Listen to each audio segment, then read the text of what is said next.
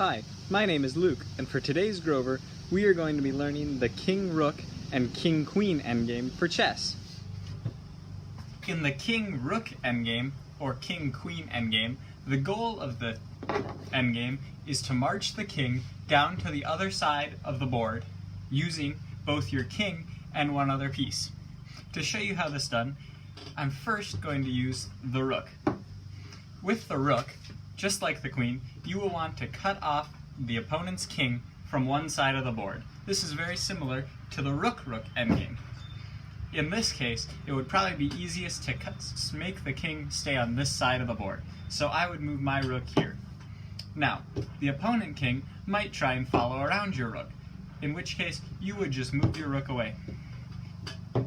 The king might follow you there, and the next step after cutting off the opponent's king is to make sure your king is in the correct position to move their king down the board. The places that we're trying to get to is on the opposite side of the path created by your rook. You want your king to be on your turn next to the king, or on the opponent's turn on these squares across. So I would first probably move just forward. Now the opponent's king can move any of these squares, but will probably try to move closer to your rook, and in this case probably actually want to move across from your king. The reason is you are trying to get to the point where you can move your rook here in this position, but in this case it's still your opponent's turn, and they will continue to chase down the board. If the king is to get to this position, you would want to move your rook, and now you're in the position that you want to be. You want your king to be between the rook and the other king, the opponent's king, and not in the same row. In this case, the king can move to any of these squares, but if it were to move here, you want to follow that king until it's forced to bounce off the wall, and then you are able to begin marching them down by doing this. This now becomes an easier procedure of if the king is unable to move this way or remain moving horizontally, and will be forced to move to any of these three squares. If the king were to move to this square, since you want to be in between the king and the rook, you would move here. If the king were to move to this square, since you want to be between the king and the rook, you could move here. Or, if the king were to move this square, you'd want to be as close to it as possible by moving here. This would allow, if the king were to move this way, you to be able to,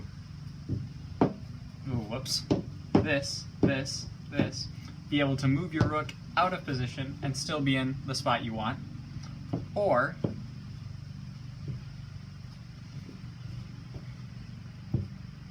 you would be able to, if they move here, want to waste a move. And when you waste that move, you are now in the position that you want to be in to continue marching and bouncing the king down the board. Once this has been completed to the point where the other king has bounced off its final wall, you are able to put your opponent into checkmate, because it cannot block this piece, it cannot run away, and it cannot capture this piece. This is the exact same as with the queen, how you would want to treat it. The only difference would be when you march down the board, you are able to, at any time on the opponent's turn, make the opponent's king move down the board by moving their king, your queen, so that it is safe from your king and attacking their king. They would then be forced to move somewhere here, and you would want to continue to force the king down the board.